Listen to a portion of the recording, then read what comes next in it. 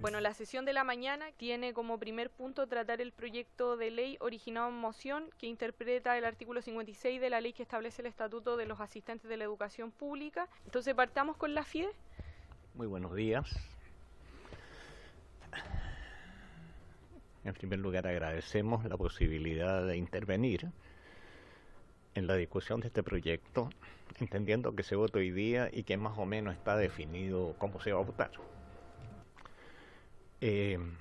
Lamentablemente es la primera oportunidad que tenemos para poder hacer presente nuestra opinión respecto a este proyecto de ley.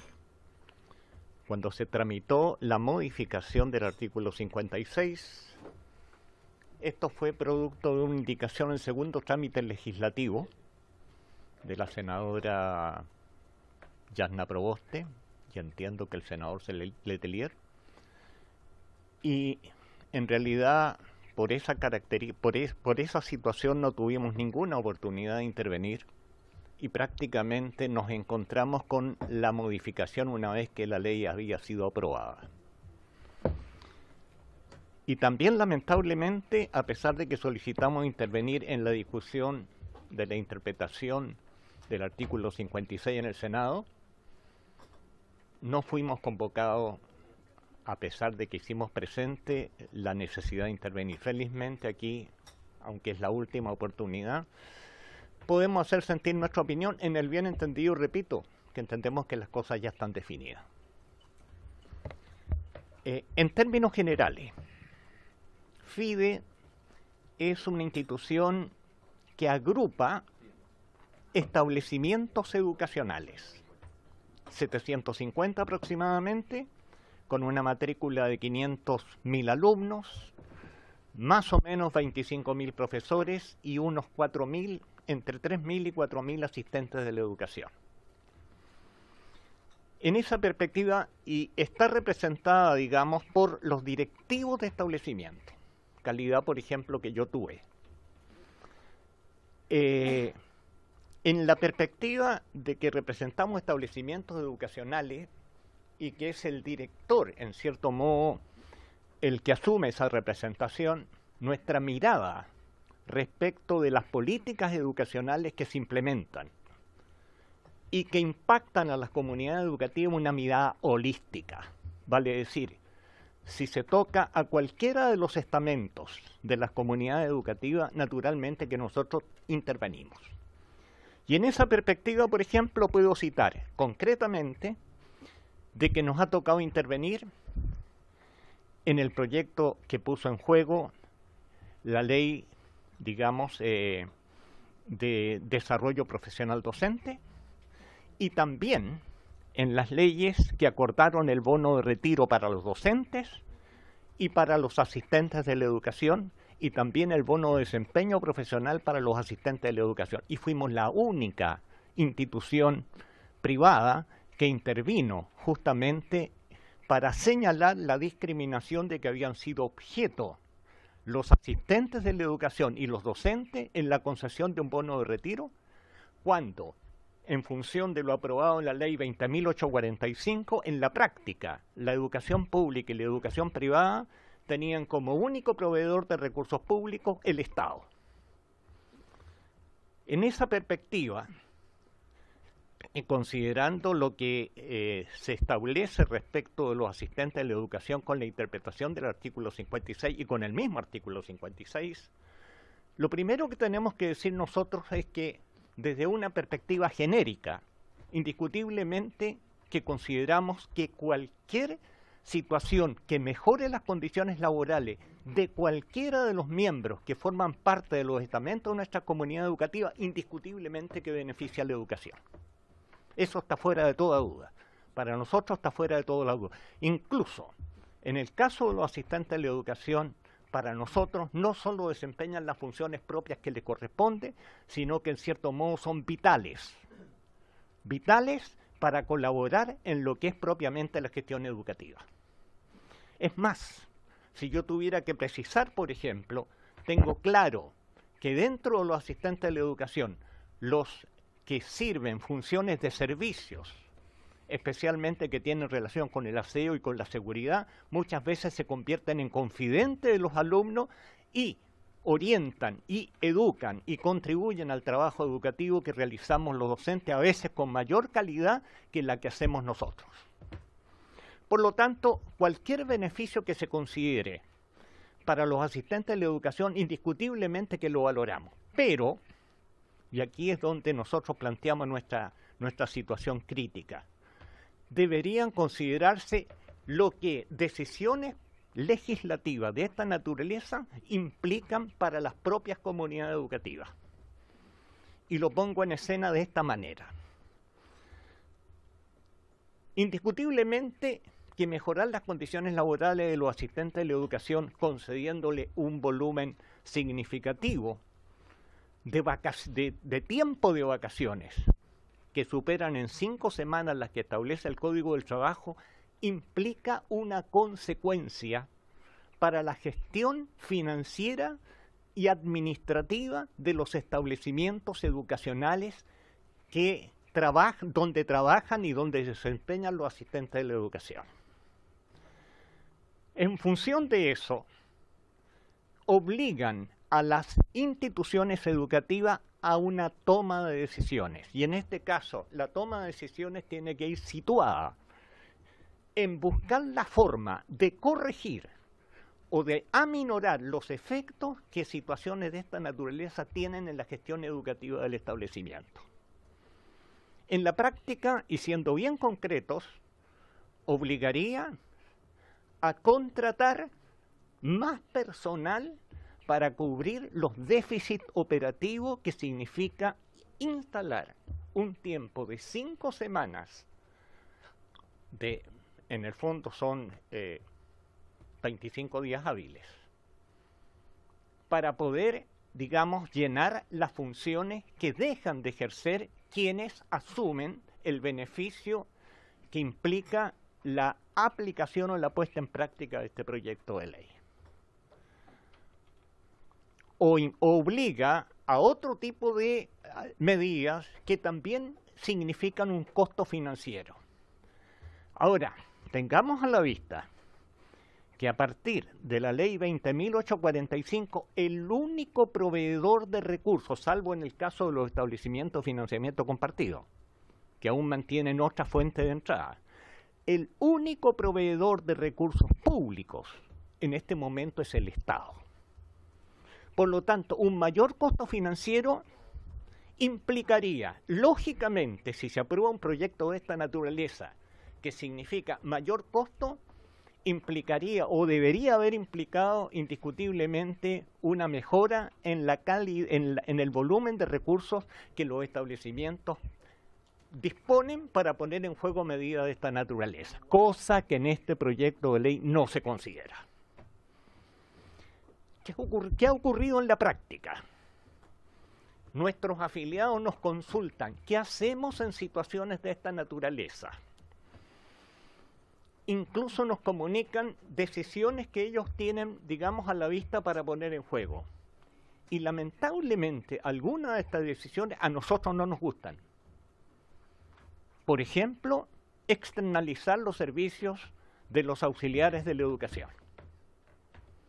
De hecho, hay establecimientos que ya han tomado esta decisión. Y es lamentable. Es lamentable por las razones que yo dije al principio. Es decir, los asistentes de la educación no solo cumplen las funciones que les son propias, sino que contribuyen a la tarea educativa. Por lo tanto, la externalización significa restar recursos humanos para cumplir una labor educativa que debería realizarse en plenitud. Son otras las posibilidades, digamos, que nos han planteado. La FIDE, igual que los partidos políticos, puede hacer sugerencias, recomendaciones y orientaciones. Lo que no puede hacer es imponer decisiones. Y de hecho, eso explica que en los partidos políticos muchas veces cuando la orientación del partido indica una decisión, hay diputados o senadores, digamos, que se apartan de esa línea y votan en conciencia o votan, digamos, según su propia visión de las cosas. En la misma condición Nuestros afiliados también tienen esa facultad de decisión. No podemos intervenir, podemos orientar. No nos parecen medidas como las que sugerimos, pero lamentablemente están siendo empujados en esa dirección. ¿Por qué razón? Porque cuando se legisla no se escucha ni se conocen las realidades propias de los establecimientos educacionales y cómo operan las decisiones de las políticas educativas. Y lamentablemente en este caso ocurre. Justamente trabajos como este, de que los parlamentarios escuchen elementos de la realidad, les permitirían tomar decisiones, digamos, que tuvieran factibilidad. Y cuando hablo de factibilidad, estoy pensando en decisiones, digamos, que tienen los respaldos suficientes para hacerse efectivas. En este caso, deberían haber sido los recursos financieros. Ahora, tenemos claro que el Congreso, que los parlamentarios no tienen facultad para incorporar a los proyectos de ley, digamos, elementos que signifiquen recursos públicos, porque ese es un manejo exclusivo del Poder Ejecutivo. Pero debería haberse buscado la forma de negociar para ver en qué medida era posible conceder este beneficio, que a nosotros nos parece legítimo, sin afectar el funcionamiento y la operación de los establecimientos educacionales. ¿A qué nos obligó esto? ¿A qué nos obliga esto? A intentar frenar este proyecto de ley, lamentablemente en contra de nuestra voluntad. Buscar la forma de frenarlo, no en el sentido de invalidarlo definitivamente, sino en la perspectiva de buscar una fórmula que permita, repito, conceder este beneficio, pero sin afectar el desarrollo y la actividad propia de cada una de las comunidades educativas en la tarea que le es propia. Esa es nuestra postura política frente al proyecto. Ahora dejo a Rodrigo, que es el encargado jurídico de la Federación. Muchas gracias, Presidenta, por su intermedio. A ver, el proyecto de ley, a nuestro juicio, tiene algunos elementos que hay que tomar en cuenta. En primer lugar, se trata de un proyecto que asume iniciativa, como decía Guido, de poco diálogo en general. El proyecto original, la ley original, no fue discutida. Esta ley prácticamente con ningún sostenedor fue señalada, fue planteada.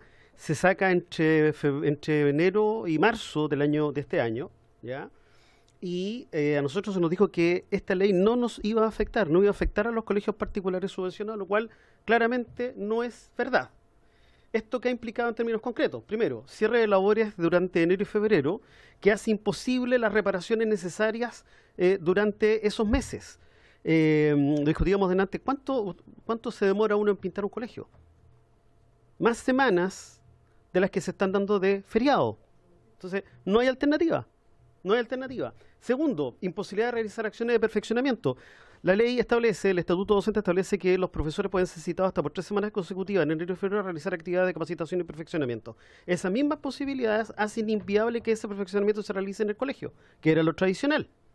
Tercero, aumento de costo en caso de mantener los establecimientos vocacionales. Si quiero mantener los establecimientos abiertos, debemos tratar personal adicional para la cual la subvención no tiene recursos planteados. Y finalmente, trabas también con actividades extracurriculares. Muchos colegios tienen campamentos, misiones, etcétera, y ocupan los establecimientos y necesitan tener abierto 1 o 2 semanas durante estos meses, y eso no se da. No se ha dado. En resumen, se sigue con la lógica, porque no tiene otra lógica, que los establecimientos educacionales lucran, y lucran mucho. No sé de dónde. Posibles inconstitucionalidades del proyecto. ¿Cuáles son las posibles inconstitucionalidades? Primero, aquí habría una situación de igualdad ante la ley. Efectivamente, aquí hay una situación donde obviamente los sostenedores de colegios particulares subvencionados, de acuerdo al artículo 56, hay un trato jurídico diferente, no justificado razonablemente en situación con otros establecimientos particulares, los cuales sí tienen la posibilidad de mantener abiertos los establecimientos educacionales. También hay una situación donde no se explicita en la ley cuál es el razonamiento de por qué sí corresponde esa situación de feriado, que, ojo, en este momento excede incluso al de los profesores. Tal cual como está la ley, excede el feriado de los profesores. Segunda garantía constitucional, el de la libertad de enseñanza. Si vamos al rol 410 del Tribunal Constitucional, sentencia que establece y define cuáles son los alcances de la libertad de enseñanza, claramente se establece que aquí no hay una situación de limitación a dicha libertad basada en alguna de las garantías constitucionales, perdón, en alguna de las situaciones de la garantía constitucional que establece justamente la moral, la buena costumbre, el orden público y la seguridad nacional. ¿Cuál de estos elementos está comprometiéndose como para ver limitada la libertad de organizar establecimientos educacionales de acuerdo a, ojo, contratos de trabajo también? Aquí hay contratos de trabajo vigentes que fueron modificados por una ley, pasando a llevar también, si uno analiza el 1996, la libertad de trabajo. Entonces, hay elementos que es un poco lo que apunta Guido. No es el fondo, es por qué se saca un proyecto de ley en enero de este año, se publica en abril y nos enteramos por la prensa de que se nos aplica. Con todas las dificultades. Tratados, o sea, interpretaciones de la Dirección del Trabajo, que recién salen en agosto, con todas las incertidumbres de por medio, para todos, ¿ya? Tercera posible inconstitucionalidad, ausencia de respeto a la libertad laboral, porque aquí también hay una situación donde las organizaciones quedan atadas a determinados periodos que, por así decirlo, son inaptos para poder realizar actividades que no estén con alumnos. La cantidad de casos que pueden haber y que han existido de accidentes laborales que también pueden afectar a alumnos cuando hay algunas situaciones donde los alumnos, por ejemplo, tienen que reparaciones para tiempo del terremoto. Se hizo con alumnos y hubo accidentes, ¿ya? Luego, hay un tema de aumento de gastos. Todos, salvo, como decía Guido, los colegios tienen financiamiento por la subvención, salvo los FICOM, que cada vez son, creo que estamos en 400, 500 colegios en todo Chile. La regla general es que el 85% se va en remuneraciones, un 5% o 6% se va en impacto de este artículo, con lo cual, si ustedes sacan la cuenta, está quedando entre un 9 y un 10% para todas las demás actividades que no sean remuneraciones. ¿Qué concluimos? El proyecto no ha considerado el caso de la colación, la realidad de otras regiones. Hay regiones que con este proyecto, como ahora la media hora de colación se imputa el tiempo trabajado, no son 44 horas, es menos horas, y por lo tanto ha generado que gente que antes tenía hora y media de colación, ahora tenga media hora de colación, porque se ajusta obviamente a la baja. En segundo, el proyecto de ley es perfectible, ya que si se decide aprobar, al menos debe integrarse una norma transitoria. Ya las comunidades educativas este año fueron afectadas por esto y todavía están siendo afectadas. El proyecto de ley como tal y también la ley como está, no se olviden que tiene un recurso al Tribunal Constitucional y todavía está siendo discutido vía recursos de protección la interpretación que hizo la Dirección del Trabajo. Entonces es una situación demasiado líquida como para no tener alguna norma transitoria que permita transitar justamente desde un sistema súper rígido a otro menos rígido y con posibilidades de que esto no termine en un elemento que va a ser bien delicado, que es la tercerización, ¿ya? Es lamentable, como muy, que el Senado no haya escuchado ni ahora ni el año pasado la voz de los sostenedores, en tanto empleadores que tienen que aplicar la ley. Los sostenedores no pueden seguir siendo buzones donde se les dice esto es lo que hay que hacer y lo que pasa entre el empleador y los trabajadores no se toma en cuenta. Eso, muchas gracias. Se podría plantear de que si la educación pública y la educación particular subvencionada tienen como único proveedor los recursos que entrega el Estado, ¿cómo es que en el caso de la educación pública puede instalarse este proyecto sin dificultades y en cambio la educación particular subvencionada dice que poner en juego este proyecto implica recursos financieros del que no se dispone? Es una legítima cosa que podría plantearse. Pero hay algo que se ignora. Tomando solo el presupuesto del gasto público del año 2018, no el del 2019.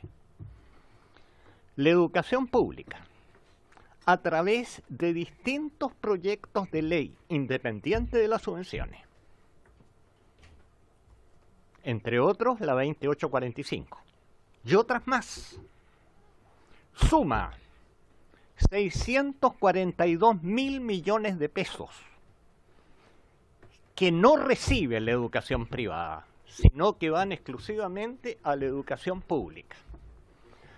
Si uno toma la matrícula del mismo año 2018, matrícula de educación pública, y divide por 12 cada uno de los alumnos que se educa en la educación pública, año 2018, recibe 42.000 pesos mensuales más que un niño que se educa en la educación particular subvencionada. Insisto, el único proveedor de recursos para son 4.200 aproximadamente los colegios particulares subvencionados, ya gratuitos, dejo fuera financiamiento compartido, que teniendo un mismo proveedor de recursos, que es el Estado, sin embargo son discriminados en términos de la cantidad de recursos que reciben, y en un volumen tan significativo que, digámoslo claramente, afecta la calidad del proceso educativo. Y esa es la razón por la cual no es la misma condición en términos de disponibilidad de recursos que se tiene en la educación pública y el que se tiene en la educación particular subvencionada para hacer frente a problemas como este que se está planteando. Gracias, diputado.